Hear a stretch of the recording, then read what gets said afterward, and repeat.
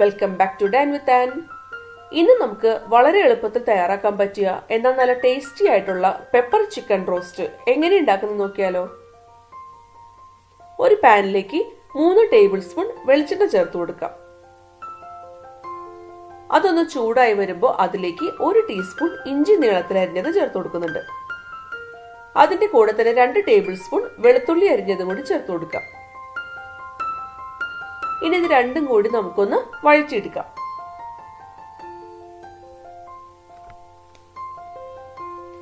ഇഞ്ചിയും വെളുത്തുള്ളിയും ഒന്ന് വാടി വന്നു കഴിഞ്ഞാൽ അതിലേക്ക് 3 സവാള നീളത്തിൽ അരിഞ്ഞത് ചേർത്ത് കൊടുക്കാം.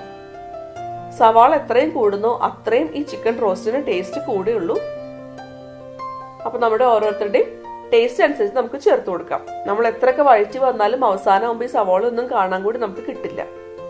അപ്പൊ അതനുസരിച്ചിട്ട് നമുക്ക് ചേർത്ത് കൊടുക്കാം. ഇതൊരു ലൈറ്റ് ബ്രൗൺ കളർ ആയിട്ട് വരുന്നത് വരെ നമുക്കൊന്ന് വഴറ്റിയെടുക്കണം. ഒരുപാട് മൂത്ത് കരിഞ്ഞു പോകേണ്ട ആവശ്യമില്ല കേട്ടോ, അതൊന്ന് പ്രത്യേകം ശ്രദ്ധിക്കണേ. ഇപ്പൊ സവാള ഒരു ബ്രൗൺ കളറായി വന്നിട്ടുണ്ട്. ഇനി ഇതിലേക്ക് 1/2 ടീസ്പൂൺ മഞ്ഞൾപ്പൊടി ചേർത്ത് കൊടുക്കാം. എന്നിട്ട് ചെറു തീയിൽ വെച്ചിട്ട് വഴറ്റിയെടുക്കാം. ഞാൻ എന്റെ എല്ലാ വീഡിയോയിലും പറയാറുണ്ട്, നമ്മൾ പൊടികൾ ചേർത്ത് വഴറ്റുമ്പോൾ എപ്പോഴും ചെറു തീയിൽ വെച്ചിട്ട് വേണം വഴറ്റിയെടുക്കാനായിട്ട്. അതല്ലാന്നുണ്ടെങ്കിൽ പെട്ടെന്ന് തന്നെ കരിഞ്ഞു പോകാൻ ചാൻസ് ഉണ്ട്. ഇനി ഇതിലേക്ക് 2.5 ടീസ്പൂൺ കുരുമുളക് ചതച്ചത് ചേർത്ത് കൊടുക്കാം.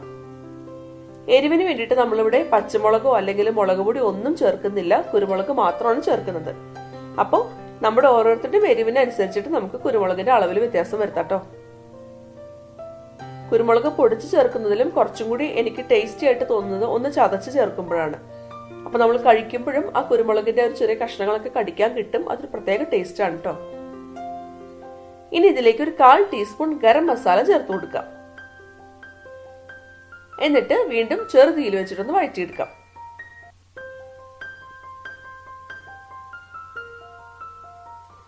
മസാലയൊക്കെ മൂത്ത് വന്നിട്ടുണ്ട്. ഇനി നമുക്ക് ഇതിലേക്ക് ആവശ്യത്തിനുള്ള കറിവേപ്പില ചേർത്ത് കൊടുക്കാം. നമ്മുടെ നാടൻ കറിയാവുമ്പോൾ കറിവേപ്പില ഇല്ലാതെ പറ്റില്ല അല്ലേ, അതും പ്രത്യേകിച്ച് നോൺ വെജ് ഒക്കെ ആവുമ്പോൾ. അപ്പൊ കുറച്ച് കറിവേപ്പില കൂടി ചേർത്തിട്ടൊന്ന് വഴറ്റിയെടുക്കാം. ഇനി ഇതിലേക്ക് ഞാൻ 1 തക്കാളി പൊടിയായിട്ട് അരിഞ്ഞത് ചേർത്ത് കൊടുക്കുന്നുണ്ട്. ഞാനിവിടെ 1/2 കിലോ ചിക്കൻ എടുത്തിരിക്കുന്നത്, അത് കാരണം തന്നെ 1 തക്കാളിയാണ് ചേർക്കുന്നുള്ളൂ.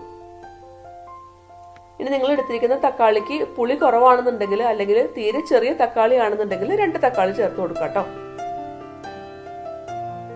ഇതെല്ലാം കൂടി ചേർത്തൊന്ന് വഴറ്റിയെടുത്തിട്ടുണ്ട്. ഇനി നമുക്കിതൊന്ന് മൂടി വെക്കാം. എന്നിട്ട് തക്കാളി നന്നായിട്ട് ഉടഞ്ഞു വരുന്നത് വരെ ഒന്ന് വേവിച്ചെടുക്കാം. ഇപ്പൊ തക്കാളിയൊക്കെ ഉടഞ്ഞ് അതോടുകൂടി മിക്സായി വന്നിട്ടുണ്ട്.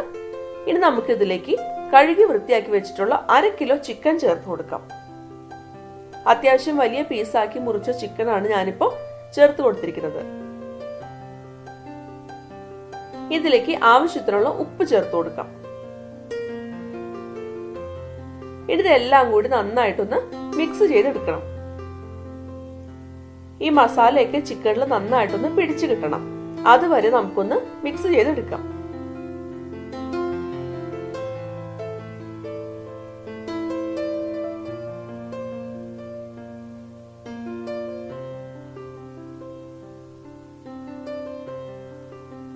നമുക്ക് ഈ ചിക്കൻ ഇനി ഒന്ന് മൂടി വെക്കാം. എന്നിട്ട് ഹൈ ഫ്ലെയിമിൽ വെച്ചിട്ട് 3 മിനിറ്റ് ഒന്ന് വേവിച്ചെടുക്കാം. 3 മിനിറ്റ് കഴിഞ്ഞ് നമ്മൾ നോക്കുകയാണെന്നുണ്ടെങ്കിൽ ഈ ചിക്കനിൽ നിന്നുള്ള വെള്ളമൊക്കെ ഇറങ്ങി വന്നിട്ടുണ്ടാവും. ആ ഒരു വെള്ളത്തിൽ കിടന്ന് ചിക്കൻ വേവണം, എന്നാൽ മാത്രമാണ് ചിക്കൻ നല്ല ടേസ്റ്റ് ഉണ്ടാവുള്ളൂ. ഇനി നമുക്കൊന്ന് മിക്സ് ചെയ്തെടുക്കാം. ഇനി നമ്മൾ ഇതൊന്ന് മൂടി വെച്ച് വേവിച്ചെടുക്കാൻ പോവാണ്. മൂടി വെച്ചിട്ട് ചെറുതീയിൽ വെച്ചിട്ട് ചിക്കൻ വേകുന്നത് വരെ നമുക്കൊന്ന് വെയിറ്റ് ചെയ്യാം. ഇടയിലൊക്കെ ഒന്ന് തുറന്നു നോക്കുക, എന്നിട്ട് ഒന്ന് ഇളക്കി കൊടുക്കണം. വെള്ളം വറ്റിയെന്ന് തോന്നുകയാണെന്നുണ്ടെങ്കിൽ, ചിക്കൻ ഇനിയും ഒരുപാട് വേവാനുണ്ട് എന്ന് തോന്നുകയാണെന്നുണ്ടെങ്കിൽ നമുക്ക് കുറച്ചും കൂടി വെള്ളം ചേർത്ത് കൊടുക്കാം. ചിക്കൻ ഒരുവിധം വെന്ത് കഴിഞ്ഞാൽ നമുക്ക് ഇതിന്റെ അടപ്പ് മാറ്റി വെച്ചിട്ട് തുറന്നു വെച്ചിട്ട് തന്നെ വേവിച്ചെടുക്കാം. എന്നിട്ട് ഇതിൽ ബാക്കിയുള്ള വെള്ളമൊക്കെ ഒന്ന് വറ്റിച്ചെടുക്കണം.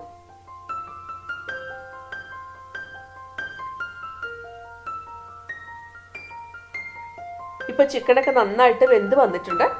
ഇനി ഇതിലേക്ക് ഒരു 1/4 ടീസ്പൂൺ കുരുമുളക് പൊടി കൂടി ഞാൻ ചേർത്ത് കൊടുക്കുന്നുണ്ട്. നമ്മൾ ലാസ്റ്റ് കുറച്ച് കുരുമുളക് ഇങ്ങനെ ചേർക്കുമ്പോൾ നമ്മൾ ഈ കറി കഴിക്കുമ്പോൾ അതിന്റെ കുരുമുളകിന്റെ ഒരു ഫ്ലേവർ നമുക്ക് നന്നായിട്ട് കിട്ടും. അങ്ങനെ കിട്ടാൻ വേണ്ടിയിട്ടാണ് ഞാനിപ്പോൾ കുറച്ച് കുരുമുളക് ഒന്ന് തൂവി കൊടുക്കുന്നത്. ഇനി ഇതൊന്നുകൂടി ഒന്ന് മിക്സ് ചെയ്യാം.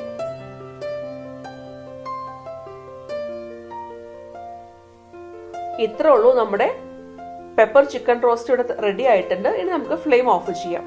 ഇത് ചോറ്, ചപ്പാത്തി, റൊട്ടി, നാൻ ഇതിന്റെയൊക്കെ കൂടെ കഴിക്കാൻ പറ്റിയൊരു അടിപൊളി കോമ്പിനേഷൻ ആണ്. അപ്പൊ എല്ലാവരും ട്രൈ ചെയ്ത് നോക്കണം. ഈ വീഡിയോ ഇഷ്ടമായെന്നുണ്ടെങ്കിൽ ലൈക്ക് ചെയ്യാനും കമന്റ് ചെയ്യാനും ഷെയർ ചെയ്യാനും മറക്കരുത്. എന്റെ വീഡിയോസ് ഒക്കെ ഇഷ്ടമാണെന്നുണ്ടെങ്കിൽ എന്റെ ചാനൽ സബ്സ്ക്രൈബ് ചെയ്യാൻ മറക്കരുത് കേട്ടോ. ഒപ്പം കാണുന്ന ബെല്ലൈക്കൺ കൂടി പ്രസ് ചെയ്യണം.